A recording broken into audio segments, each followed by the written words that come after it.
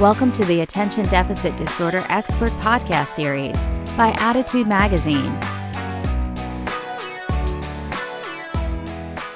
Hello, my name is Annie Rogers, and I'm the General Manager here at Attitude. Thank you for joining this event today called Mental Health Out Loud. It's a new type of conversation where the editors of Attitude, along with some leading experts in the field of ADHD and mental health, will speak out loud about the topics that are still too often kept quiet and hidden. Today, we are here to discuss what are arguably the two greatest threats facing our children today: gun violence and a sweeping mental health crisis. These threats are pervasive and alarming in the United States, which is where Attitude is based. But today's conversation is not meant for parents in America alone. With help from our esteemed expert, we will talk today about the worries weighing heavily on the minds of caregivers around the globe. Specifically, we'll talk about secondary vicarious trauma facing kids today, as well as anxiety, numbness, and how to navigate all of the above without A, trivializing our kids' fears, B, exacerbating their fears, and or C, straight up lying to them. Today's conversation is about youth mental health. We will talk about the ways that our kids' psychological well-being has been compromised today. We will not be talking about mental illness as a cause for school shootings. According to the National Council for Behavioral Health, mental illness is responsible for just 4% of violent acts committed in the United States. Instead, research shows that individuals with mental health conditions are more likely to be the victims of interpersonal violence than the perpetrators of it. Helping us navigate this very nuanced and important conversation today on mental health is an esteemed friend and contributor to Attitude, Dr. Sharon Saline. Aside from authoring Attitude's summer issue cover story on perfectionism and a positive parenting column on shame in kids with ADHD, Sharon is a clinical psychologist and author of the award-winning book, What Your ADHD Child Wishes You Knew: Working Together to Empower Kids for Success in School and Life. And she's the creator of the ADHD Solution Deck. She specializes in working with children, teens, and emerging adults, as well as families living with ADHD, anxiety, learning differences, high-functioning autism, choice exceptionality, and mental health issues. In her work as a clinical psychologist and educator, clinician, and consultant, Sharon assists in guiding families and adults toward effective communication and closer connection. She lectures and facilitates workshops internationally on topics such as ADHD, anxiety, and the teen brain. Sharon's a regular contributor to AttitudeMag.com and PsychologyToday.com, among others. She's a featured expert on mass appeal on WWLP TV and a part-time lecturer at the Smith School for Social Work. You can learn more about her at drsharonsaline.com. Sorry.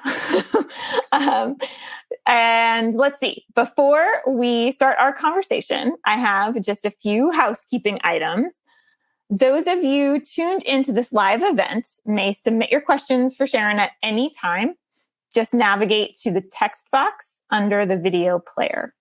We've also prepared a resource sheet that you can download now by clicking on the event resource section of your screen.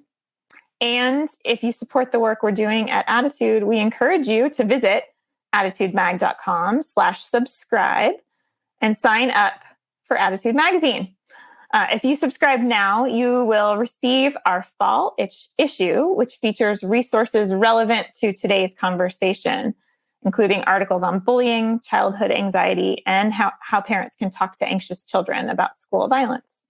Sharon, thank you so much for joining Attitude for this urgent and important conversation today about youth mental health. Well, thank you so much, Annie, for that beautiful introduction and for having me. I'm thrilled to be here. Oh, thank you. So I will kick it off. In December 2021, the U.S. Surgeon General issued a public advisory regarding youth mental health crisis in America. It took root before COVID, but it's grown even more severe in the last 2 years. So we know that roughly 1 in 5 children ages 3 to 17 in the U.S. has a mental, emotional, developmental, or behavioral disorder. And 1 in 3 high school students report persistent feelings of sadness and hopelessness. Sharon, how are you seeing the mental health crisis in your private practice and in the questions that you receive online and in your speaking engagements? That's a great question. I think we are all, whether we're 5 or 50, stunned by the onslaught of events of the last several months or in the last 2.5 years between COVID, the war in Ukraine, the increase in gun violence that we've been seeing. Everyone is stressed, more stressed than usual. And so that there's a kind of pervasive feeling of insecurity for adults and for kids. And so what I'm seeing is that while children are struggling, I also see adults struggling. And I want to start this conversation by focusing on you, the adults who are tuned in right now, because I'm grateful that you're here. Our kids pick up how we're doing. They have this amazing antenna that can absorb our stress, that can notice when we're feeling worried or we're a little bit off balance. And so in this time when a lot of people are feeling powerless and some sort of helplessness, our kids will pick that up and they will take those emotions and increase them. And so what we want to do first is manage ourselves. And if you know my work and you've worked with me before, you know that the first of my 5 C's that I discuss in my book, my card deck, my website, etc., is self-control. And what I mean by that today is that you need to process your reactions first before you attempt to talk about things with your kids. So you may feel shut down. You may feel incredulous, enraged, or devastated. If you are a survivor yourself or you know someone who is, you may be overwhelmed with re-experiencing your own trauma while trying to manage your kids' reactions. Talk about what's going on with you with someone who cares, who understands, and who will offer you the support you need. A friend, a relative, a partner, a coworker, or a therapist or a coach. Due to the widespread and immediate accessibility of news through social media, you may need to limit the time that you spend in front of a screen to titrate your exposure. It's normal to feel a sense of powerlessness, hopelessness, feeling blue, or just unsteady. So what we want to start with is by taking care of yourself, maybe delaying some major decisions, treating yourself with kindness and gentleness during this time when you're feeling more vulnerable, because that's really the key. Part of what I'm seeing in terms of how this mental health crisis is falling out is an increase in vulnerability and the, individualized responses to that vulnerability or defenses about that vulnerability, whether that's acting out behaviors, whether that's an increase in impulsivity, whether that's, increased sadness or depression or anxiety, as well as a whole host of other kinds of responses. What we want to try to do is to maintain our curiosity about how our kids are doing without necessarily giving them direct advice about what they should do or should think. We want to we want to be a listener first and a responder second. And we'll talk a little bit more about that. We had a few responses in advance to this session where we asked people, what What would you like us about? What would you like to ask about this topic? And Sharon from Pennsylvania said, my 11-year-old has stated several times that he feels like he's going to get shot. I assure him that it's very rare, but inside I myself am terrified of the state of guns in our country. I believe an assault weapon ban has to go back into effect. It's terrible, the stressors this is putting on our children. So what I'm seeing in my practice and in the people I speak to is that both adults and kids are afraid of being shot. One of my clients, who's an adult and in graduate school, said, I'm feeling more anxious. I'm more nervous every time I go to the grocery store or I'm out in public. Another friend of mine who's retired said that she was feeling blue and she didn't really know why. So I think what we're seeing is a more insecurity, more fragility, more vulnerability, and whatever your go-to coping skills are. And normally, you're going to go to those as well immediately, whether those are healthy coping skills like, some sort of distracting activity that's, fun, like art or playing basketball or swimming or having dinner with a friend, and, distracting activities that are not so healthy. Maybe that's, using a substance like marijuana or alcohol, or to an excess, or engaging in risky behaviors if you're a teenager. So I think that, what we want to talk about today is how do you manage the stress? How do you talk about the trauma? And how do you deal with this persistent state of anxiety in which we are all living?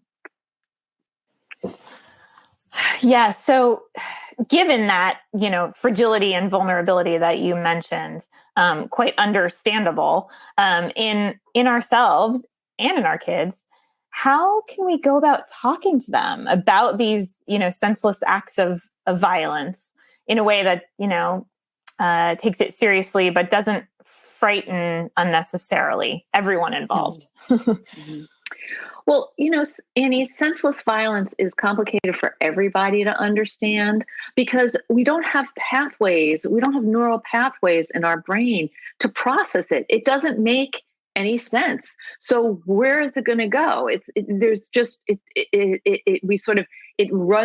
of sort of mulls around in our brain or circles in our brain, and we go over and over it like, why is this happening? I don't understand why this is happening. I don't know how to process it. So that's because it's hard to comprehend why someone would do something purposefully to hurt strangers. And so I think the first thing we need to do is really own and acknowledge this doesn't make any sense. You're right. I'm confused by it. Of course, you're confused by it. Everybody is confused by it and deeply saddened. So we want to start with shielding young children who are in the lower elementary grades and sharing more facts with children who are in the upper elementary grades. So before you say anything, you want to think about what you want to say and how you want to present information to your child based on their age and their developmental level.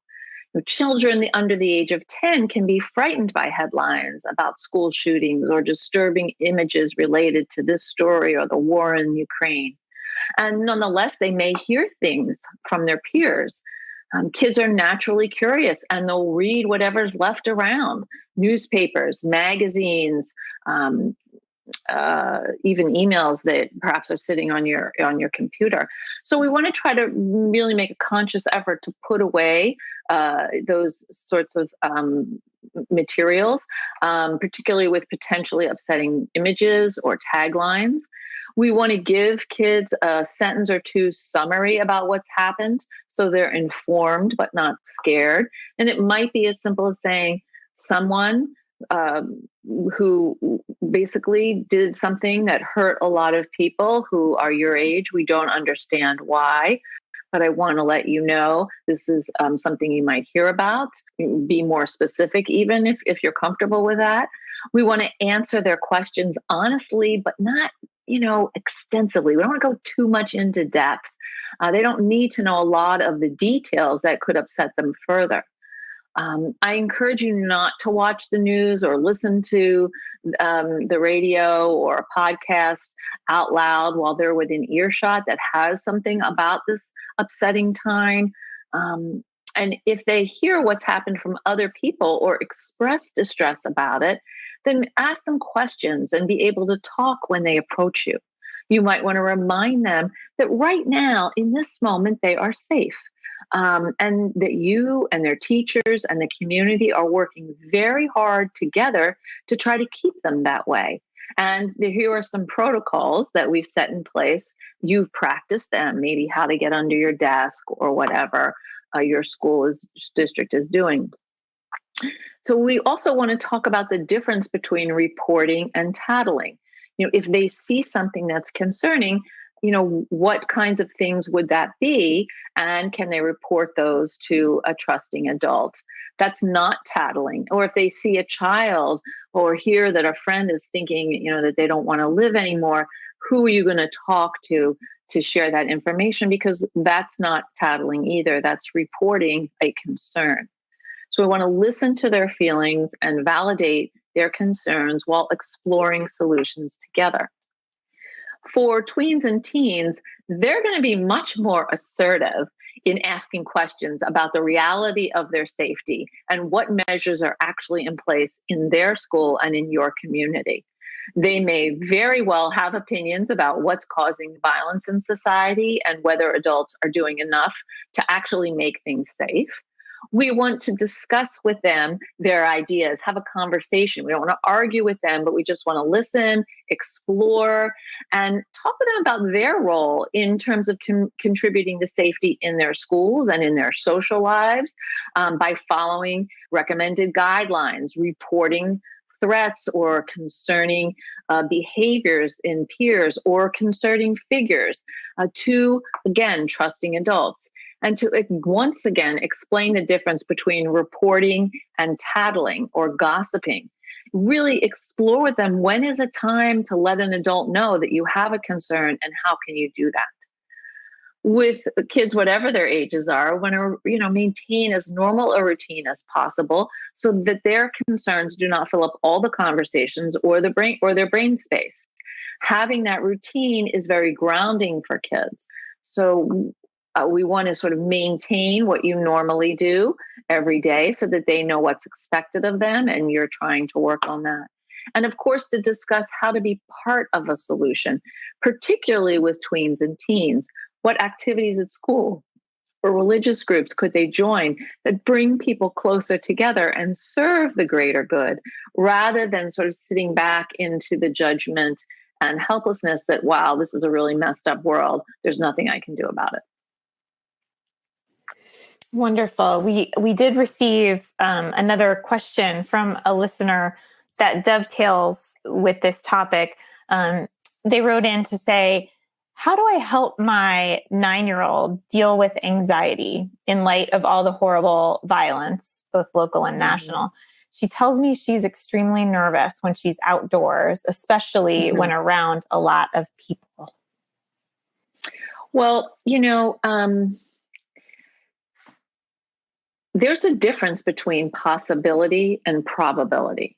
So there's no actual guarantee or absolute guarantee that bad things will never happen. We cannot reassure our children or tell them that with a straight face. But what we can say is the probability is low. So we want our kids to know what resources they have in moments and what resources are available to them in such perhaps dangerous or stressful situations. For many kids, like a listener's child, the immediate reaction to a traumatic experience, whether you are directly exposed or you're hearing about it, is worry. I don't want to go to school. I feel scared to go into crowded outdoor spaces. I jump every time a car backfires. I can't sleep at night because of worry. These are all types of things that we might be hearing from kids right now. Now, we know that with anxiety, there is a tendency to interpret predictions as facts, a tendency to worry even in the absence of a genuine threat. And when there is a real threat, we know that anxiety creates a disproportionately huge reaction. So anxiety increases overwhelm and is associated with catastrophizing. So, how are we going to respond to our kids' anxiety? We want to respond with validation and curiosity. The goal is to teach them some skills for self soothing, effective coping mechanisms, and have conversations that reduce worry and foster resilience and confidence. So, one of the things that we do a lot, sort of as a knee jerk reaction, because we did this when they were very little, and then we continue to do it when they're in elementary school and beyond, is we try to reassure them. We tell them it's going to be okay, or we dismiss their concern. Don't worry, it'll be fine. Like, don't worry about it. Dismissal and reassurance are attempts to minimize concerns that actually diminish the validity of their experience. So what we have to do is validate their concern. What I hear you saying is this. Worry is telling you blah, blah, blah, and you can't handle it. Instead, what can you say that we can talk back to that worry monster? How even we adults have those worry monsters. What can we say back to it that will help it calm down? And so you want to brainstorm a couple phrases for her to say to herself in moments when she's feeling afraid. Because the things that we tend to do, which are to say, it's all right, I'll take care of you, it isn't really right, isn't really helpful, because you may not be there. So what we want them to learn how to do is to say, I'm scared and I'm going to take a risk anyway. Or I'm nervous about this. I'm worried that something's going to happen. And what I'm going to tell myself instead is that.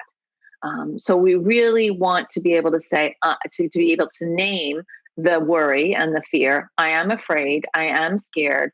And here's how I'm going to respond to it in a more empowered kind of way.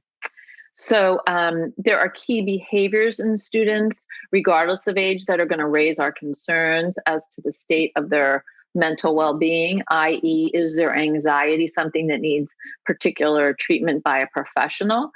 We may see physical symptoms, we may see emotional symptoms, or social signs. So I created a little list of what these are. So we might see excessive worry, sadness, crying, irritation or withdrawal, inability to enjoy activities that they previously liked, poor eating or sleeping habits. And we know also that untreated anxiety can lead to depression. So these are signs you might see with anxiety, but you also might see them with some mild or more severe depression. Avoiding responsibilities that they were previously able to meet, some sort of regression. Any evidence of drug, alcohol, or tobacco use for older kids, being quick to anger, increased isolation, over-focused on screen time because it's a very high-value, distracting activity, greater trouble with focus and concentration than you would expect, unexplained headaches or other physiological complaints, stomach aches, tired, that kind of thing. And even perhaps some bullying, being the victim or the aggressor. So these are all things that we want to sort of observe. And when we see them, talk to them with our Sherlock Holmes hat on, asking accurate questions for information, or maybe talking with them and a third person, a trusted person at school, a teacher, a counselor, or even a therapist. Okay. And we did have someone write in asking, has anxiety increased in children during the pandemic? I think we can say yes. Yes. Yeah, we can flat out say there is much more anxiety as a result of the pandemic. In, general anxiety for sure, but real specifically social anxiety, because most children lost a year of social development. They were engaging online, but it's not the same as being able to read facial nuances or get a sense in your body of feeling that someone might be upset with you. So some of those social skills decreased and social anxiety increased. Right. And we see it anecdotally here at Attitude almost every day. The reports from parents of their children experiencing signs and symptoms of anxiety have absolutely increased over the last 2 years.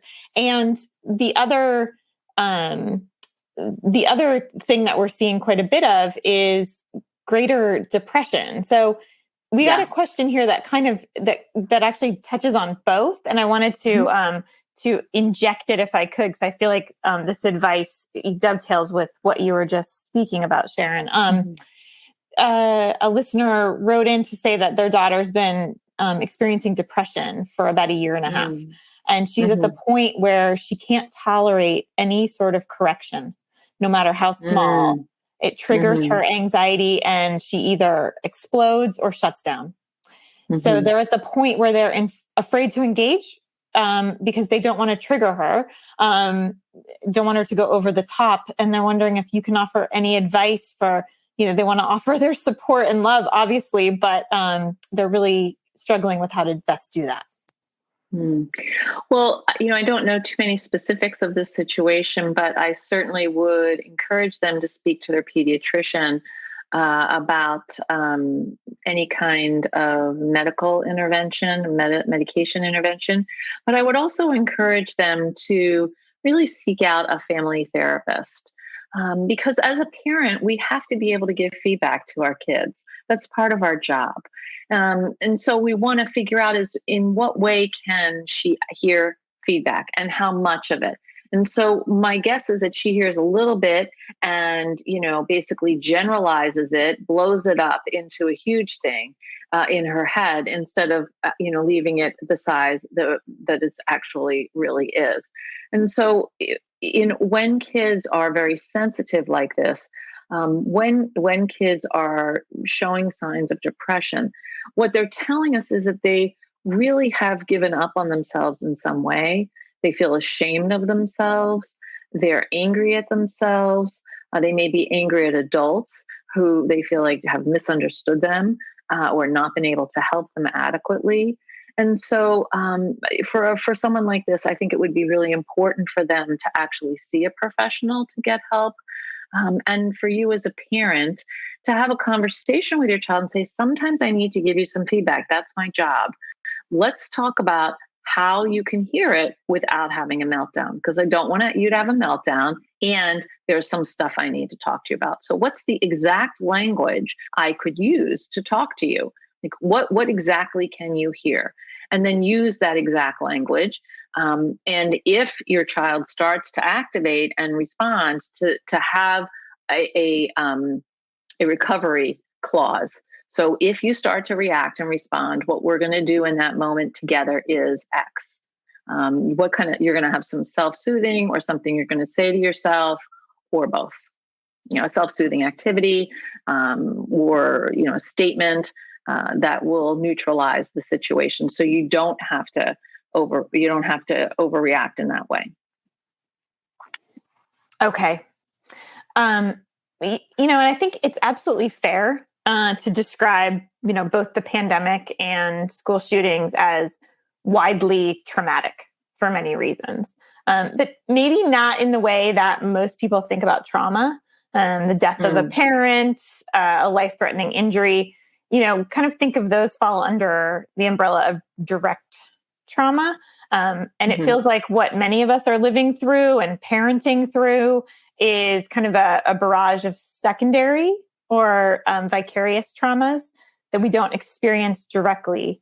Can you help us understand the differences, different types of trauma, how ADHD plays into that, and how we can really best help our children heal from this, vicarious trauma as it's really ongoing? Yeah, I mean, I think that secondary trauma is a very real thing through exposure, and I'm going to talk about that in a minute.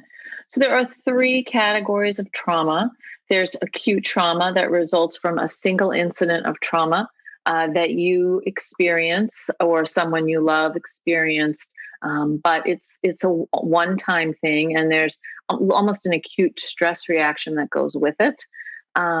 There's chronic trauma, which is repeated and prolonged, such as domestic violence or abuse.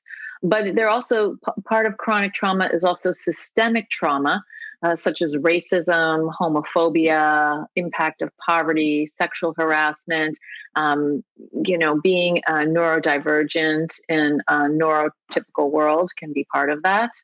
Particularly if you're when you're being bullied, that would be a chronic trauma.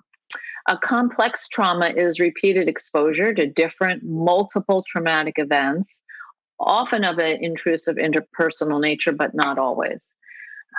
And what we see with trauma is that a person who experiences stressful or traumatic situations can develop what we call learned helplessness. And Dr. Martin Seligman coined this phrase. And according to the American Psychological Association, learned helplessness occurs when someone repeatedly faces uncontrollable, stressful situations, then does not exercise control when it becomes available, or turn to control when it becomes available. And so it's a behavior pattern that involves a maladaptive and ineffective response in avoiding challenges, we see it in avoiding challenges, negativity, and in the sort of the absence of useful problem-solving strategies when obstacles arise. Post-traumatic stress disorder, which is what we commonly think of when we think of trauma. Some of the symptoms of that include insomnia, flashbacks, low self-esteem, frequent painful emotions, reliving the event, or perhaps forgetting it altogether. Hypervigilance, and separation anxiety in children. The treatment for trauma really varies. There's a range of clinical interventions and options based on what we now call trauma-informed care, which is instead of asking, why are you acting this way? We ask, what has happened in your life that's led you to act this way? And culturally appropriate sensitivity, including community-wide healing. And in situations like what happened in Uvalde, there's something called critical incident stress debriefing tools that are often used. A typical core components of trauma-based interventions include things like motivational interviewing, risk assessment, addressing barriers to access for help, understanding the brain and attention, because when someone has experienced trauma, it affects a lot of the centers of the brain that are affected by having ADHD. And so those would be your executive functioning skills. So you'll have less emotional regulation, you'll have more reactivity, so less verbal and behavioral impulse control. So we want to work on teaching those, those skills, and particularly helping kids learn to manage big feelings. Trauma-focused interventions also may include reconstructing the narrative about the trauma, building relapse prevention skills to maintain the gains made in therapy. And the therapies for trauma that are, most highly sought after and rated are trauma-focused cognitive behavioral therapy, cognitive processing therapy, something called EMDR, eye movement desensitization reprogramming, prolonged exposure therapy, somatic therapies, internal family systems, play therapy in particular for kids, or art therapy can be helpful, and psychodynamic and family therapies. Okay. You mentioned greater reactivity and greater emotional dysregulation, and those make a lot of sense to me as responses to trauma.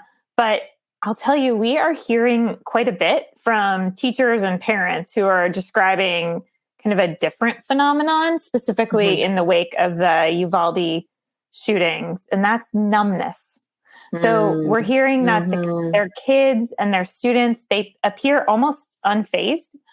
They're going about their normal lives. Now, of course, it's a busy time of year.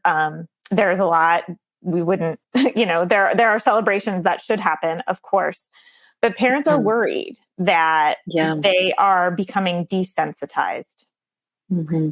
Is that also a reaction to trauma?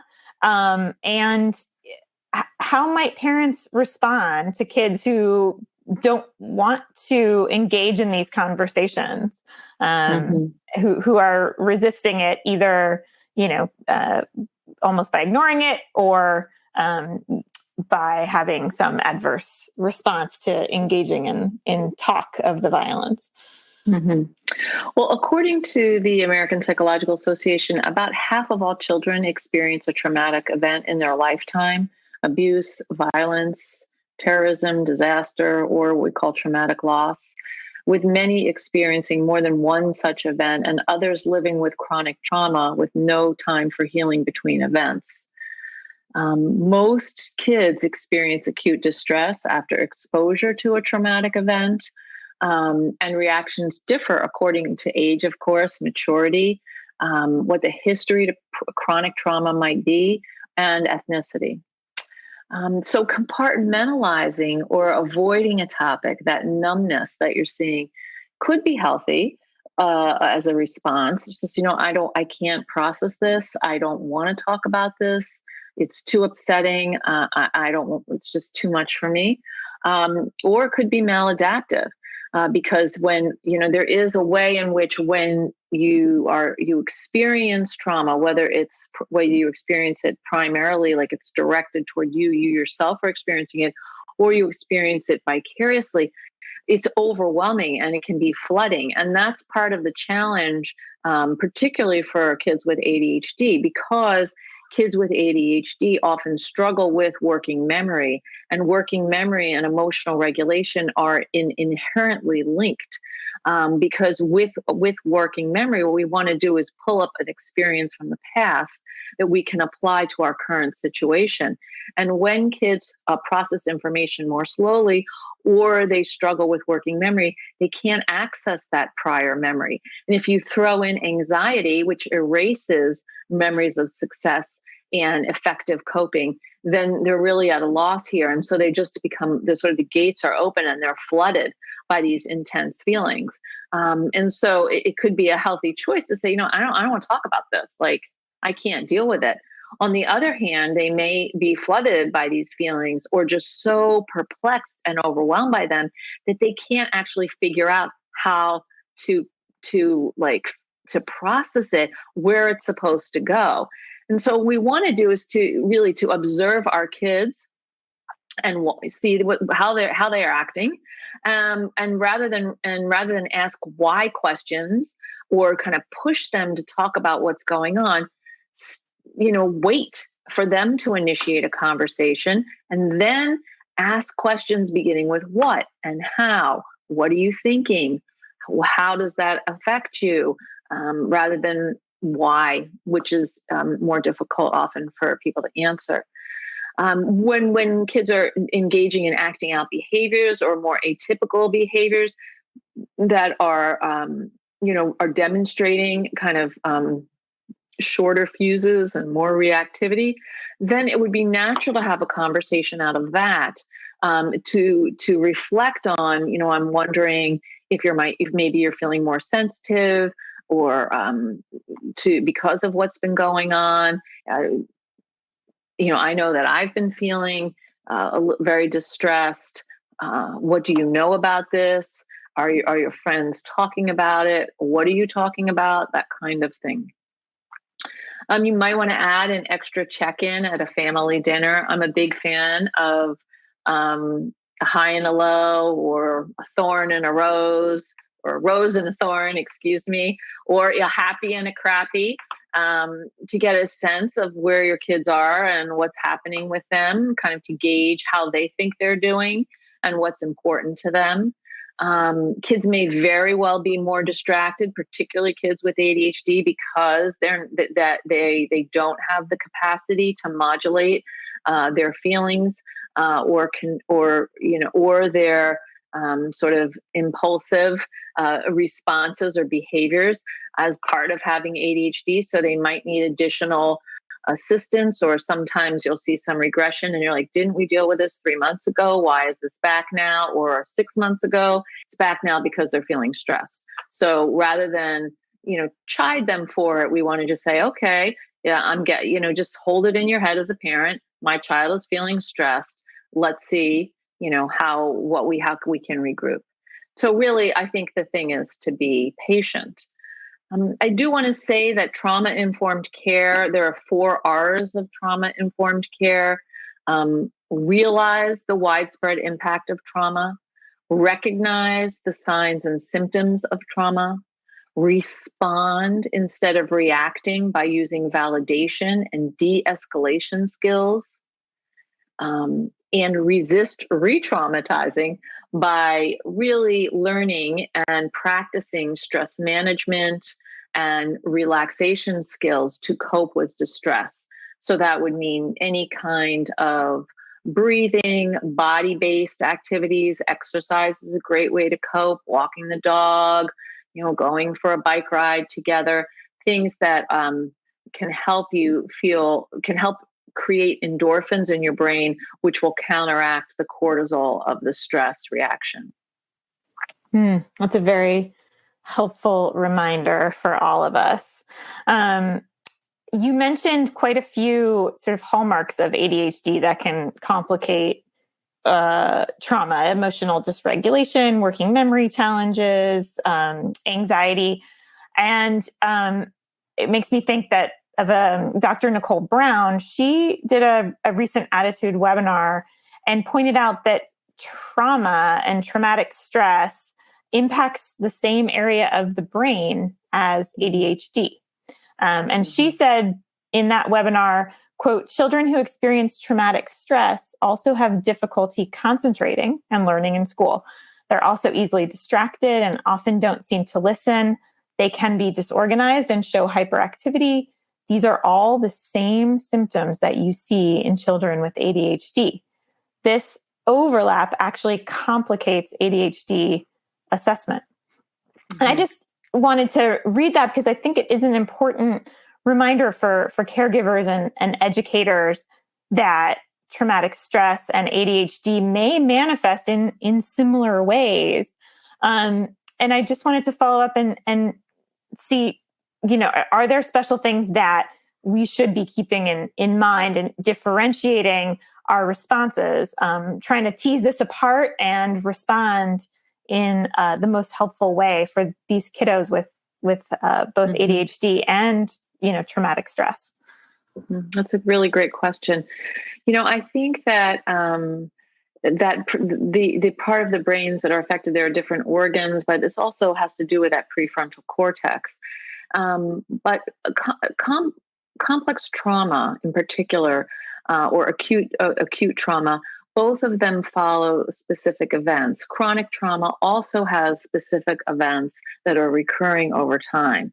So let's look at some of the differences between ADHD and trauma.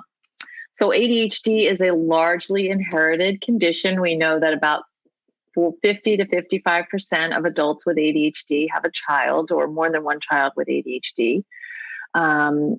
There are smaller, less developed and less active brain areas that have to do with often lower amounts of dopamine and norepinephrine. We'll see deficits in sustained attention, behavioral inhibition, and of course, regulation. And we'll also see pervasive symptoms of inattention and or hyperactivity, impulsivity that can cause, pretty significant functional limitations. And for PTSD, we see traumatic events that cause brain changes. They're not inherited. And the majority of trauma-exposed children may or may not meet the criteria for PTSD. You may have chronic trauma, but you may not meet the criteria for PTSD, which is interesting. PTSD involves three primary processes: re-experiencing, avoidance, and hypervigilance. We don't see those with ADHD. And PTSD includes physiological, cognitive, and emotional changes in how a person processes stressful information and stressful situations, versus the more pervasive symptoms of inattention, hyperactivity, or impulsivity that we see in ADHD. Of course, there is an overlap. Both of them share difficulty concentrating and learning in school, easily distracted, may not seem to listen, may be disorganized or hyperactive, may be restless, and may have difficulty sleeping. The difference is that with trauma, you continually feel like you're on alert for threat or danger. Sometimes there can be a kind of dissociation, a feeling of unreality or being outside of your body. You might feel guilty or ashamed, particularly if you've been the victim of abuse, that you've done something to cause it. And there are feelings of fear and helplessness, uncertainty and vulnerability, and increased arousal and agitation. All of those we see with trauma. With ADHD, we see difficulty sustaining attention, struggles to follow instructions, challenges with organization, prioritizing, or planning, more fidgeting or squirming, perhaps some excessive talking, or not necessarily being aware of how you're impacting other people, losing things that you need, and interrupting or intruding upon others. So the symptoms are different. We can see irritability with ADHD, of course. We can see anger with ADHD, of course. And we definitely see feelings of shame with ADHD. The source and the cause of those feelings are very different. Okay. We did receive two questions, both from mothers of children with ADHD who had recently experienced that more direct trauma. So these children have both recently lost their fathers. And I'm sorry. I can only imagine. Right. Yeah. Those mothers, and of course, their questions were both asking for help for their children because mothers are amazing. But I wonder, in this case where they are likely experiencing an overlap of trauma and ADHD, advice for those moms who are navigating their own grief, their own trauma, and they're also trying their best to help their children. Mm-hmm. I think those situations where the family has experienced a trauma really speak to some kind of family therapy to process the family's grief, and to offer support to members of the family about that. Obviously, individual therapy can be useful too, particularly if someone really is ready to talk about it. But what we want to think about is how can we, support our new family?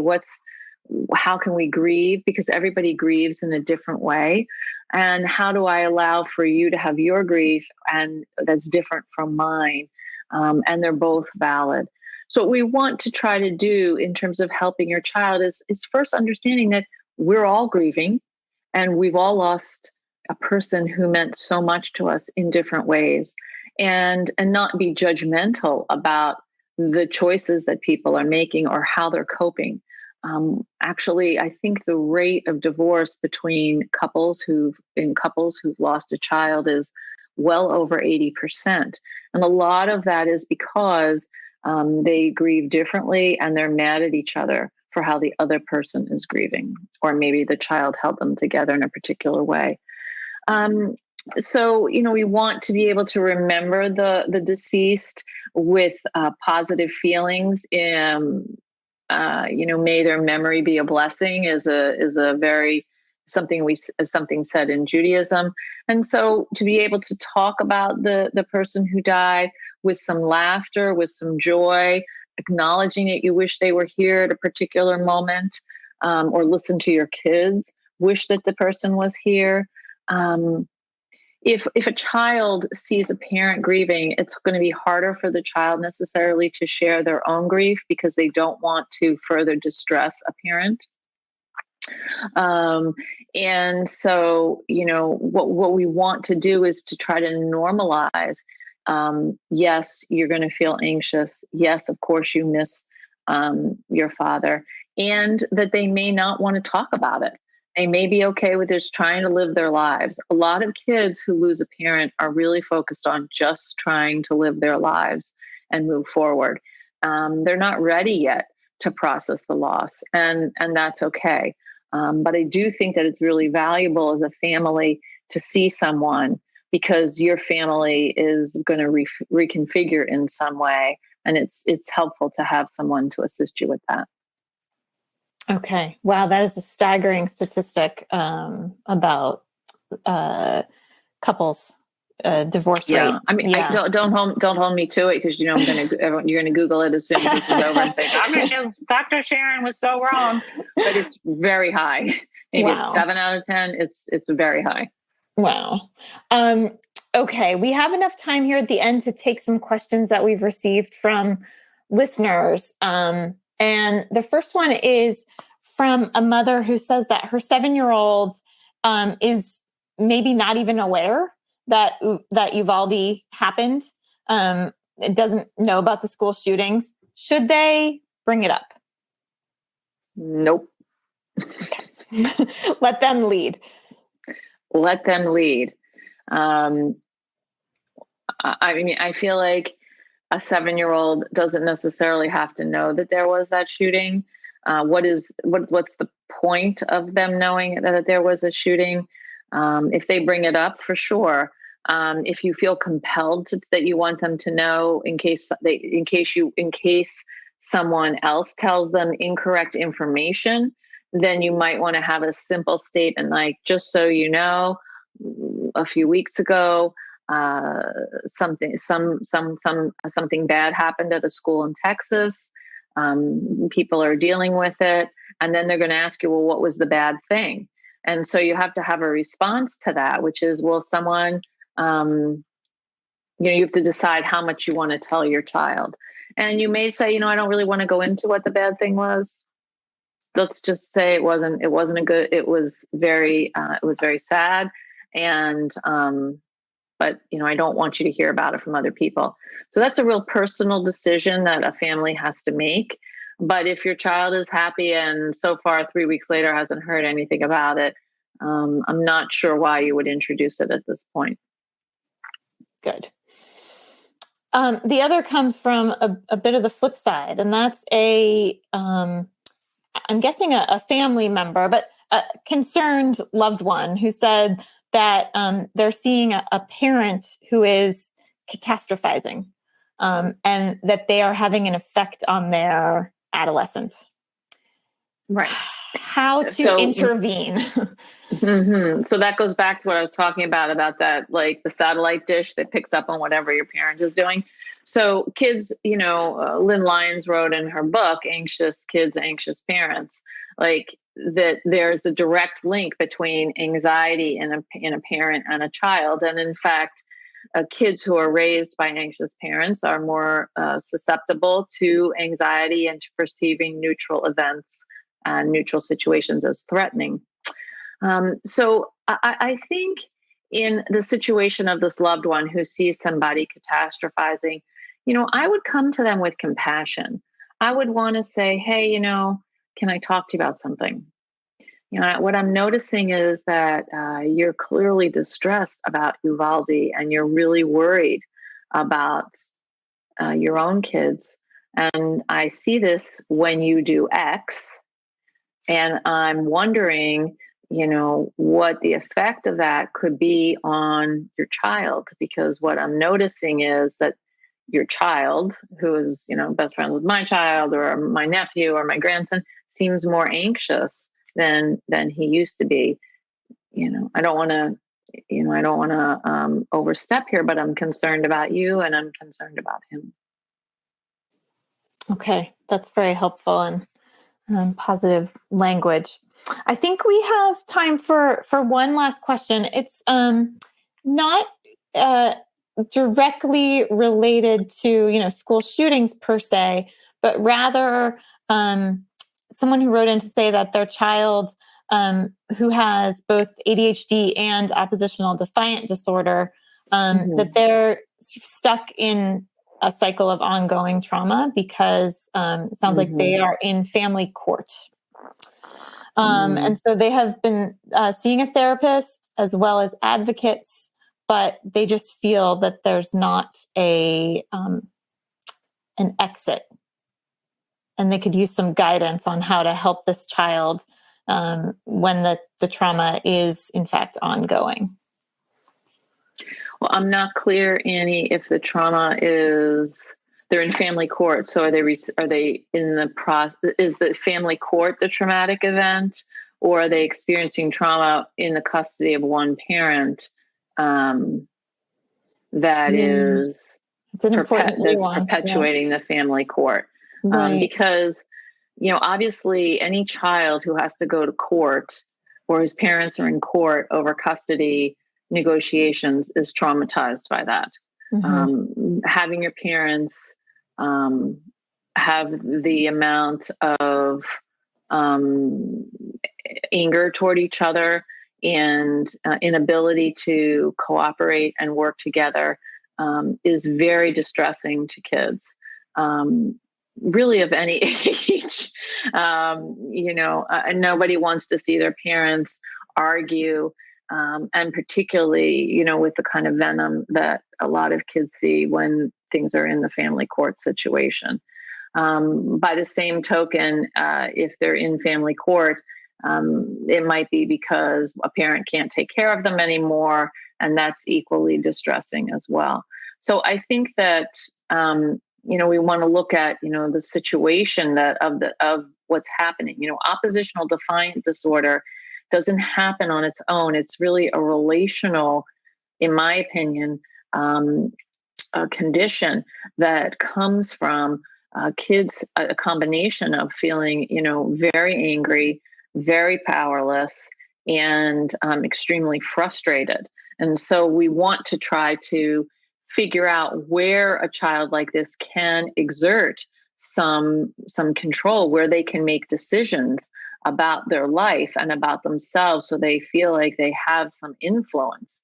Because if you're going through a situation of family court and you don't know what's going to happen, it's a very, very, very destabilizing experience. Think about yourself, Annie. Like if I said to you, well, you may have to move at any time.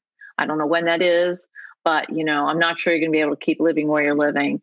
And you'd feel nervous all the time and you'd be angry about it. And so, or if I said, oh, your parents are, I don't know. I don't even know what I was going to say, but let's say, a parent died and you and your sibling are arguing over the will. It's extremely anxiety provoking. And so you're not going to feel grounded, or you're not going to feel like you know how to manage what's happening in your life. And kids have limited management skills. That's why their executive functioning skills develop until the age of 25. And with ADHD, there's about a 3-year delay. So we really want to try to help them grow what is manageable and what they're interested in, and they feel good about that they actually can do in sort of in opposition to, I know that's a pun on words, but in opposition to feeling, just really resentful and angry about their situation. Well, we covered a lot of ground today. Anxiety, trauma, interventions, and this was an incredibly helpful conversation, so timely and full of resources. So Sharon, thank you so much for leading this and what was Attitude's first ever Mental Health Out Loud event.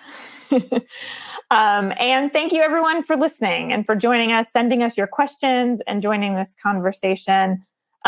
Please know that a replay of today's conversation will be available on attitudemag.com, and we will email everyone who registered just as soon as that recording is available. We also hope that you will come back for another conversation. Thank you everyone for joining. And Sharon, thank you so much for your time and your expertise. It's always a pleasure to speak with you. Thank you so much. It was great to be here. Thank you, Annie. Thank you everyone who attended. For more Attitude podcasts and information on living well with attention deficit, visit attitudemag.com. That's ADDITUDEMAG.com.